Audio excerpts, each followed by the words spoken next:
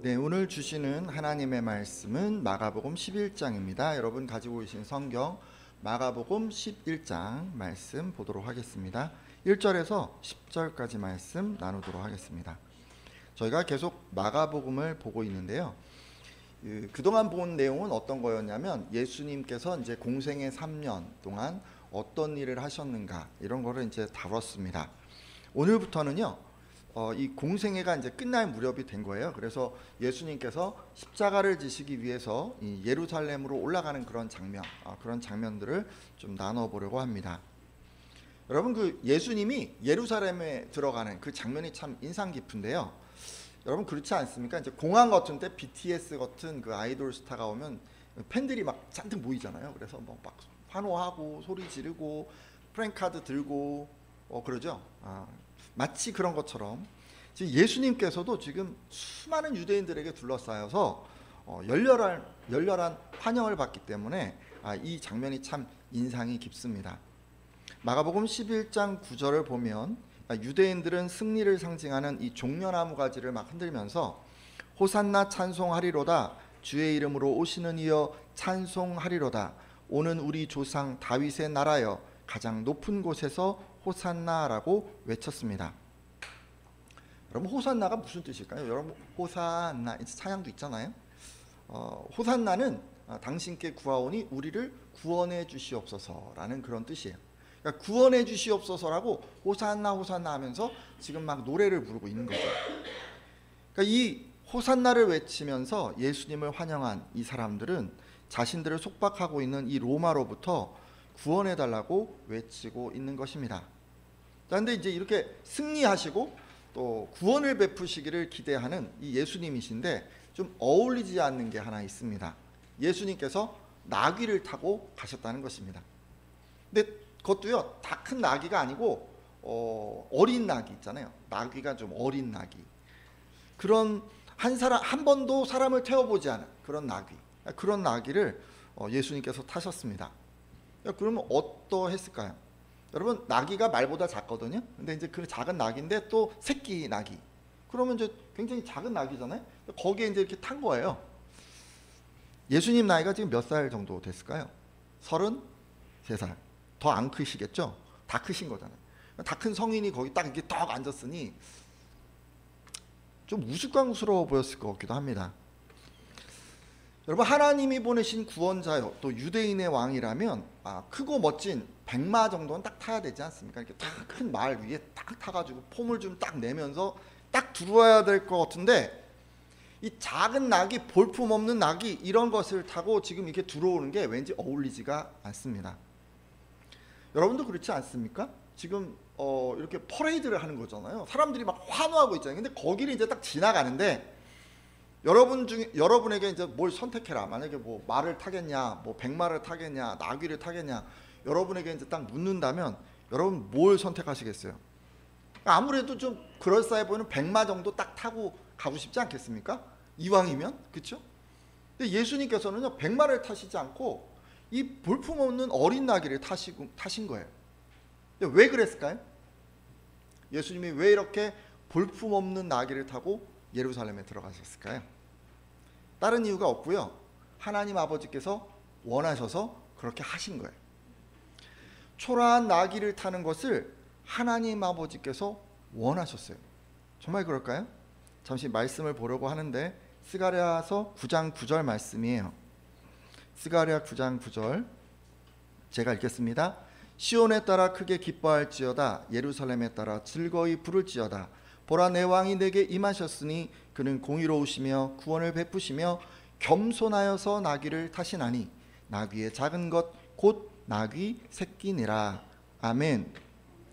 자 이제 스가랴 선지자가 그 전에 이렇게 얘기를 한 거예요. 몇백 년 전에 얘기를 한 거예요. 예언을 한 거예요. 하나님 아버지로부터 지금 말씀을 받았어요. 그리고 이제 뭐라고 얘기했냐면 시온 사람들아 크게 기뻐해라, 예루살렘 사람들아 기쁨으로 외쳐라. 보라 너희 왕이 너희에게 나아가신다. 그는 의로우신 분이시고 구원을 베푸시는 분이시다.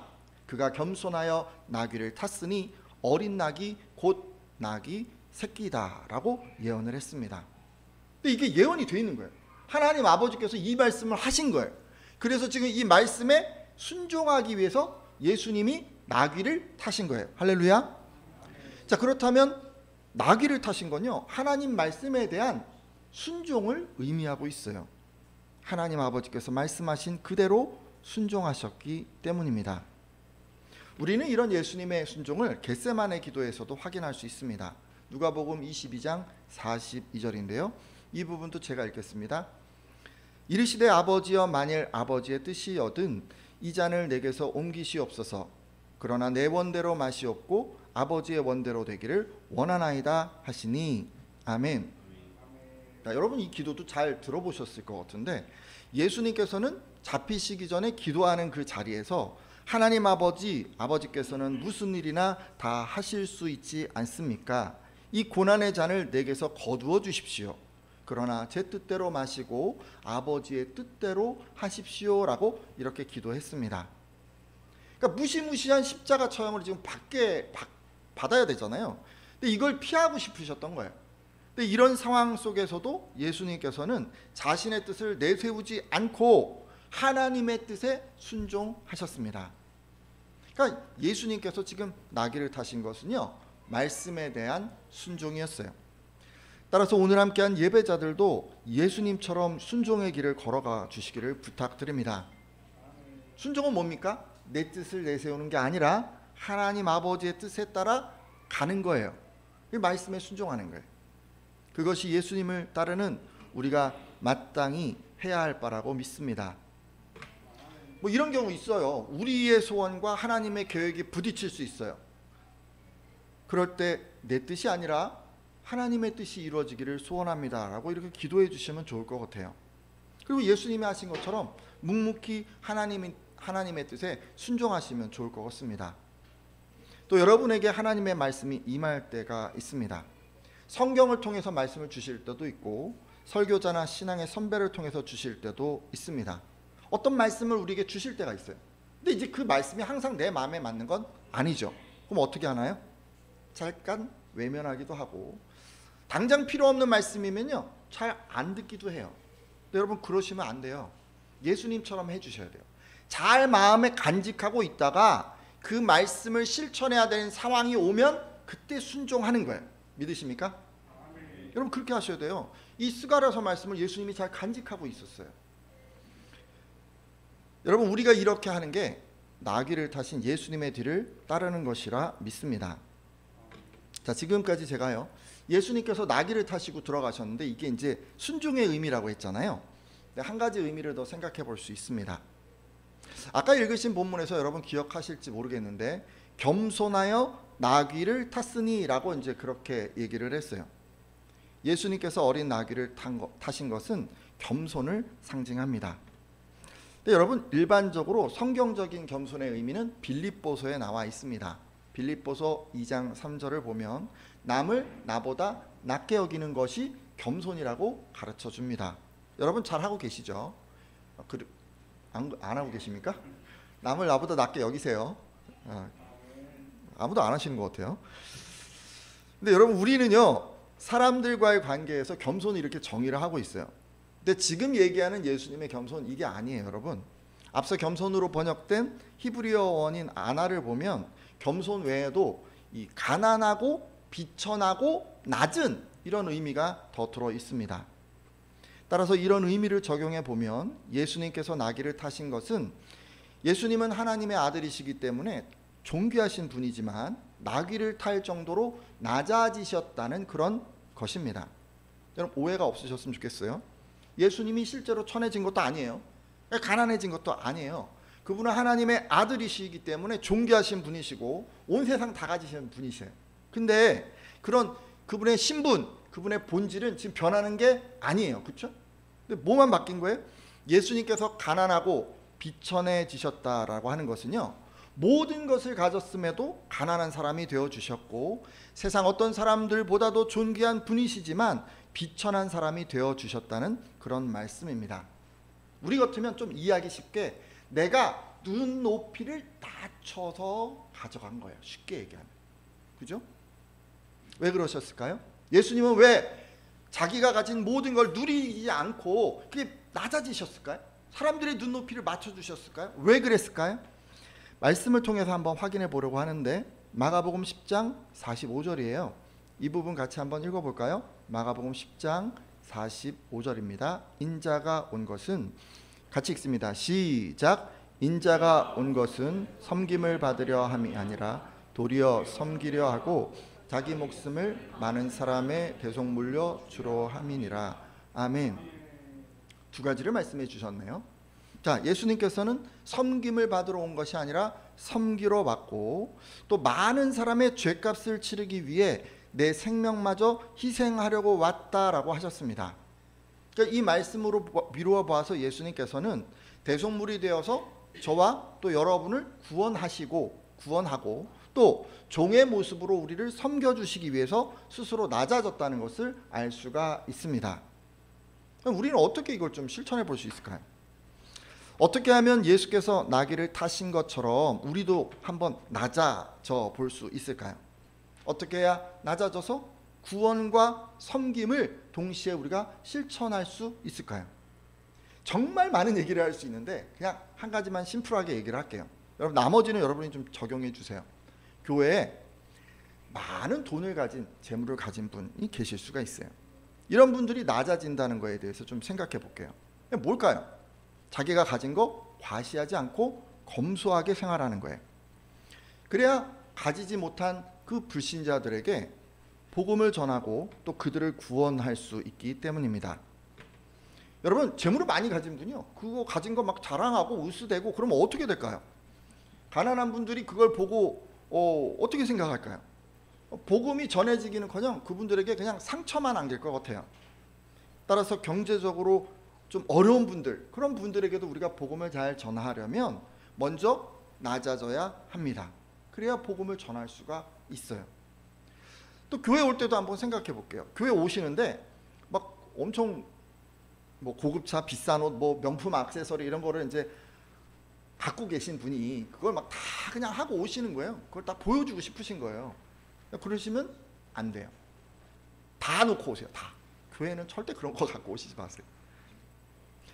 너무 다 그런 거잖아요. 그러면 교회용 옷을 따로 구입을 하세요. 좀 검소한 거.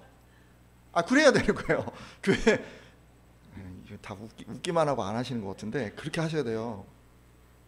여러분, 이렇게 너무 막 그런 걸 감싸고 오시면 다른 성도들에게 이질감을 주고, 여러분 제일 싫은 게 제가 뭔지 알아요? 교회 와서 굳은 일을 안 하려고 그래요. 옷에 물 묻히면 안 되죠. 이거 상하면 안 되죠. 그러니까 뭐 해야 되는데 뭐 날르고 뭐 물도 따라주고 해야 되는데 안 하시는 거예요. 여러분, 이러시면 절대로 안 됩니다. 이거 신앙생활이 아니에요. 여러분이 낮아져서 섬기고자 하신다면 꼭 검소하고 수수하게 차려 입으십시오. 전 이거 되게 중요하게 생각해요. 항상 언제든지 험한 일을 할 수 있도록 편안한 복장을 입으십시오. 제가 여러분에게 양복 입고 타이 매고 막 쫙 이런 얘기 절대 안 합니다. 그게 중요한 게 아니에요. 교회는 섬길 수 있는 준비를 하고 오세요. 잠바 입고 오셔도 상관없어요. 중요한 건 섬기는 거예요. 왜 이렇게 해야 하는 겁니까? 다른 사람들을 구원하고 섬기기 위해서 이렇게 해야 되는 거예요. 그것이 예수님께서 나귀를 타신 것처럼 낮아지는 것이라 믿습니다. 제가 지금까지요, 예수님께서 어린 나귀를 타고 예루살렘에 입성을 하셨는데, 이것은 이제 하나님에게는 말씀에 대한 순종이고, 그리고 사람들에게는 그들을 구원하고 섬기기 위한 낮아짐이었다라고 그 의미를 말씀드렸습니다. 자, 근데요, 예수님이 나귀를 타실 때 제자들이 이 나귀를 구하는 과정이 좀 특이했어요. 그래서 그 과정도 좀 살펴보려고 합니다. 제자들이 이 나귀를 어떻게 구해왔을까요? 마가복음 11장 1절에서 3절까지인데요. 함께 한번 읽어볼까요? 좀 긴데 같이 한번 읽어주세요. 마가복음 11장 1절에서 3절까지입니다.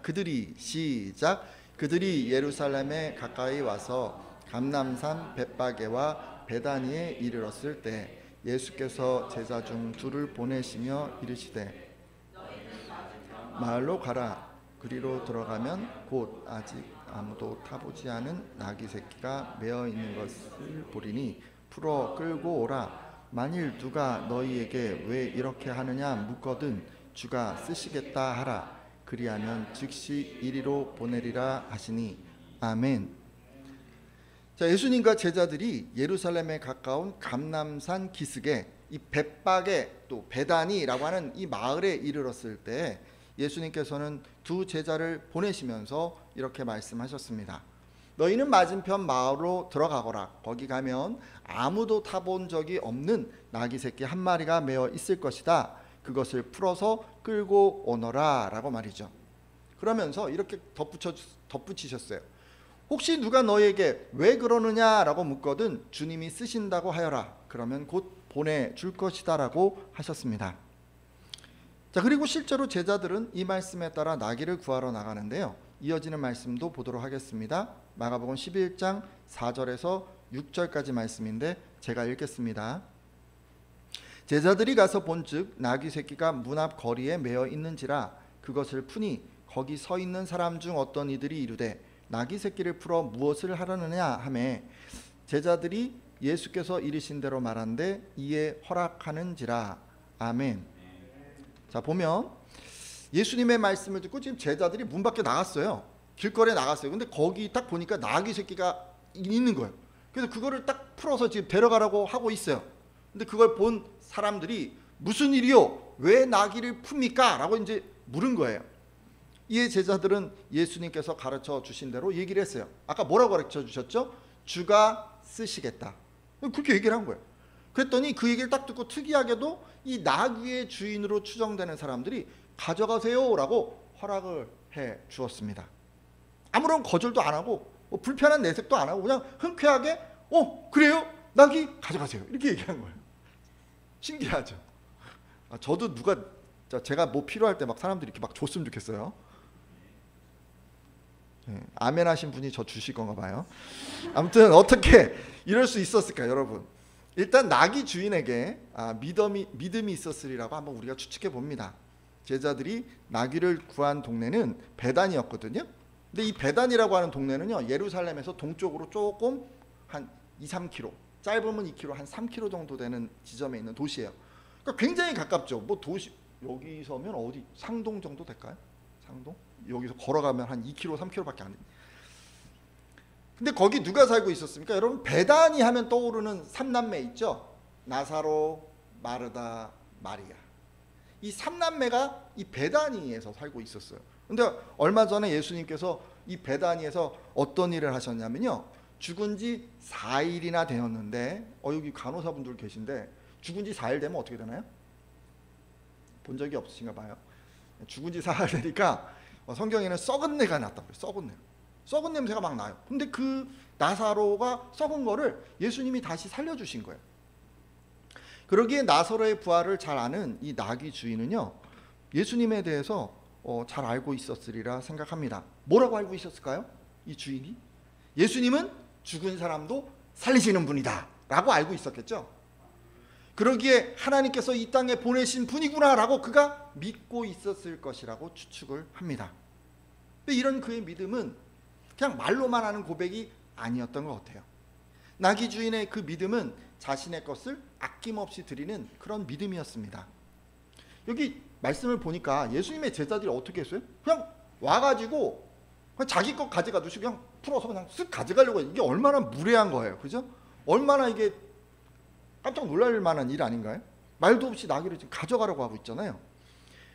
놀랐을 것 같은데 근데 나귀 주인은 이 제자들을 맞거나 화를 내지 않았습니다. 제자들은 그냥 이렇게 얘기했어요. 주가 쓰실 거예요 라고 말이죠.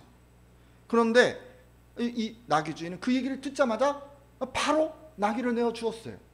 마치 이 장면이 어떤 장면인 것 같으냐면 기다렸다는 듯이 준 것 같은 느낌이에요. 너무너무 좋아서 쓰신다고 하니까 영광으로 여기고 주는 것 같은 그런 느낌이에요. 저기 장면이.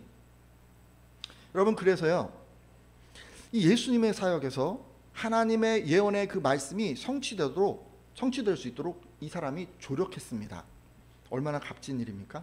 여러분, 하나님의 사역에 우리가 동참할 수 있다니, 그분의 손과 발이 될 수 있다니, 나를 통해 이 땅에 주님의 뜻을 이룰 수 있다니, 여러분 이거 생각만 해도 좀 감격스러운 일 아닌가요? 따라서 여러분들도 나귀 주인과 같은 믿음이 있었으면 좋겠습니다. 나귀 주인의 믿음은 그런 믿음이었어요. 하나님이 원하시면 내가 아낌없이 드리겠다. 여러분 이런 믿음이었어요. 여러분도 이런 믿음을 가지면 하나님의 구원 사역에 동참하실 수 있습니다. 근데 우리가 하나님께 드리는 걸 보면 조금 약간 다른 것 같아요. 조건을 좀 다른 것 같아요. 제가 이걸 드리겠어요. 하나님 내가 이런 시간을 드릴게요. 제가 이만큼 봉사할게요. 그 대신에 제가 요걸 원하니까 요것 저것 좀 해주세요. 이렇게 우리가 할 때가 있습니다.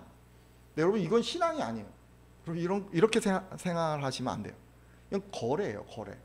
하나님과 나 사이에 주거니 받거니. 물물교환입니까? 이거 아니잖아요. 거래가 아니잖아요. 바른 신앙은 뭐냐면요, 오늘 말씀을 보니까 하나님이 언제든지 가져가셨는데 그게 너무너무 기쁜 거예요. 아낌없이 내드리면서 너무너무 행복한 거예요. 하나님이 쓰신다니까 너무너무 좋은 거예요. 그게 뭐예요? 바른 신앙이에요. 왜 이렇게 되는 거냐면 하나님이 주인이라고 하는 것을 인정하기 때문에 이게 가능한 겁니다. 그러므로 오늘 함께한 예배자들은 조건 없이 드릴 수 있는 그런 신앙을 가지셨으면 좋겠습니다. 나귀 주인이 그래서 하나님의 그 구원 사역에 동참할 수 있었기 때문입니다. 지금까지요, 제가 나귀 주인 얘기도 했어요. 이 나귀 주인이 아무런 조건 없이 자신의 것을 드렸다고 했습니다. 그래서 하나님의 뜻을 이루는 것에 동참할 수 있었다고 했죠. 자, 그럼 여러분 곁에 있었던 제자들은 뭐 하고 있었을까요? 그래서 끝으로 이 예루살렘에 들어갔을 때 제자들이 뭐 했는지에 대해서도 우리 한번 살펴보려고 합니다. 마가복음 11장 7절에서 8절 말씀인데요. 마가복음 11장 7절에서 8절 나귀 새끼를 같이 한번 읽겠습니다. 시작. 나귀 새끼를 예수께로 끌고 와서 자기들의 겉옷을 그 위에 얹어 놓음에 예수께서 타시니 많은 사람들은 자기들의 겉옷을 또 다른 이들은 들에서 벤 나뭇가지를 길에 펴며 아멘. 주인이 나귀를 가져가세요 라고 이제 허락을 했잖아요. 그러니까 제자들이 그 나귀를 이제 예수님께로 끌고 온 거예요. 그리고 뭘 했냐면 말씀을 보니까 자기들의 겉옷을 딱 벗어서 그 위에 이렇게 걸쳐 두었습니다. 나귀의 안장이 없었기 때문에 대신 자신들의 이 겉옷을 사용한 것입니다. 근데 여러분 겉옷이요, 우리들이야 뭐 겉옷을 뭐 하나밖에 없는 이런 사람들 잘 없잖아요. 겉옷 뭐 겨울옷도 뭐 한두 개, 뭐 많은 사람 뭐 3개 4개 있는 분도 있고, 뭐 여름옷이야 겉옷이 또 더 많지 않습니까? 근데 유대인들은 그렇지가 않았어요. 겉옷이 막 하나인 사람들이 엄청 많았던 거예요. 이 겉옷이 너무 귀하고 값진 것이었기 때문에 그렇습니다. 이 겉옷은 이제 사막 지방을 생각해 보세요. 40도, 45도 정도가 낮에 기본 올라가는 그 사막 지방, 떼약볕에서 화상을 입을 정도의 그런 사막 지방. 근데 그런 데서 입어야 되는 옷인 거죠. 이 옷 안 입으면 어떻게 돼요? 벌겋게 타겠죠. 자, 그럼 겨울에 이게 사막이, 우리는 사막이니까 밤에 따뜻할 거라고 생각하는데 그게 아니고 거의 영하 가까이 떨어지는 거예요. 그러면 사람들이 어떻게 됩니까? 얼어서 죽죠. 그러니까 겉옷이 있어야 죽지 않는 거예요. 겉옷은 생명과도 직결되는 그런 옷이었어요. 대부분의 사람이 하나밖에 가지지 않을 정도로 귀한 것이었기 때문에 유대인들은 이 겉옷을 저당 잡아서 돈을 빌릴 수도 있었습니다. 자, 근데 이렇게 귀한 겉옷을 제자들이 예수님의 행진을 위해서 헌신한 것입니다. 자, 이제 준비를 다 한 거예요. 예수님께서 이제 낙에 올라타셨어요. 근데 이번에는 수많은 그 주변 사람들이 옷을 막 벗기 시작하는 거예요. 갑자기. 그러더니 이번에는 나귀에는 못 올리잖아요. 몇 개밖에 못 올리고. 어디다가 놨냐면 나귀가 걸어갈 그 길에다가 막 꽈는 거예요. 이렇게. 그리고 그렇게 하지 않은 사람들은 나뭇가지를 꺾어서 길에 깔기도 했습니다. 왜 이렇게 했을까요?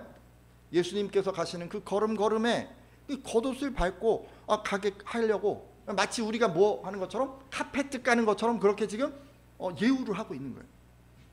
이처럼 예수님께서 예루살렘에 들어가실 때는 제자들뿐 아니라 모든 사람들이 예수님을 개선행진하는 왕처럼 예우했습니다. 자, 그럼 이 장면에서 우리가 한 가지만 생각해 보려고 해요. 모여든 무리가요, 사람들 많이 있었는데 처음부터 옷 벗어서 막 깔고 막 이렇게 할 생각이었을까요? 여러분들은 어떻게 생각하십니까? 제자들이 아무것도 안 하는데도 이들이 자신들의 겉옷을 벗어서 깔았을까요? 저는 생각이 좀 다른데요. 제자들이 먼저 겉옷을 벗어서 예수님을 깎듯이 예우를 하니까 그것을 보고 있던 이 무리들이 이렇게 해야 하는구나 라고 생각을 하고 자기들도 겉옷을 벗었다고 생각을 합니다. 그러면서 제자들이 예우하는 것처럼 자신들도 예수님을 정중하게 예우를 한 거예요. 제자들이 스승인 예수님을 섬기자 그 사람들도 따라서 한 것이란 말이죠. 여러분, 이를 통해서 알 수 있는 게 있습니다. 가까이서 예수님을 모시는 사람이 먼저 예수님을 귀하게 대접해야 그것을 보고 잘 모르는 사람들도 따라 한다는 것입니다.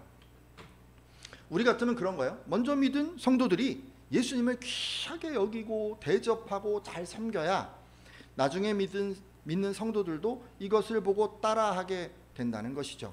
이거 당연한 얘기 아닌가요? 따라서 오늘 함께한 예배자들은 반드시 예수님을 귀하게 예우하시기를 바랍니다. 그래서 예수님을 모르는 분들이 여러분을 잘 따라하실 수 있도록 본을 보여주시기를 바랍니다. 먼저 믿은 성도라면 간 믿은 성도들을 위해서 이 예우의 본이 되어주시고, 부모님들이라면 자녀들이 바른 신앙을 가질 수 있도록 예우의 본이 되어 주십시오. 어떻게 하면 본이 될 수 있을까요? 이것도 많은 얘기를 할 수가 있어요, 사실은. 근데 그냥 아주 심플하게 한 가지만 말씀드릴게요. 여러분, 우리가 예수님을 예우하는 것에 있어서 가장 쉽게 할 수 있는 게 예배예요. 예배를 귀하게 여기셔야 돼요. 이 예배는 그 자체로 예수님을 높여드리는 행위이기 때문에 그렇습니다. 여러분, 요즘 토요일이잖아요. 날씨 좋으니까 외출하실 수 있습니다. 그렇더라도 여러분, 주일날 이 예배를 위해서 일찍 귀가해 주시고 또 일찍 잠자리에 드십시오. 늦게까지 영상을 보거나 컴퓨터나 핸드폰 하거나 여가 활동하시면 주일 예배에 지장을 줄 수 있습니다. 몸은 나와 있는데 하품하잖아요. 몸은 나와 있는데 집중할 수 없잖아요. 몸은 나와 있는데 자꾸 속이 아프고 발이 아프고 어깨가 아프잖아요.